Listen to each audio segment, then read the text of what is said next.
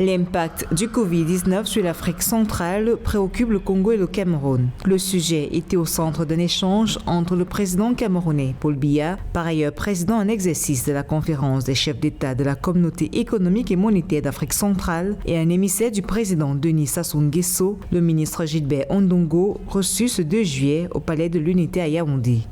Le président Denis Sassou Nguesso est président dédié aux réformes économiques et financières à la CEMAC. Naturellement, entre les deux présidents, il y a des échanges. J'étais porteur d'un message du président Denis Sassou Nguesso à son frère, le président Paul Biya. Dans le message, de quoi est-il question? Vous vous en doutez, il est question de la crise sanitaire avec ses conséquences sur le plan économique.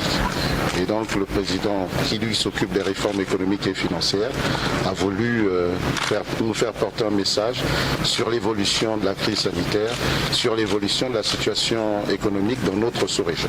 Un rapport de la CEMAC affirme que les incidences financières et économiques de la crise sanitaire se traduisent par une baisse significative des recettes budgétaires, une dégradation importante des comptes macroéconomiques, une baisse des financements extérieurs, une perturbation des échanges intracommunautaires, une fragilisation de la stabilité externe et financière et un risque de montée des tensions inflationnistes, ce qui pourrait déboucher sur une forte récession dans cet espace communautaire en 2020, récession prévue à moins 5,9%.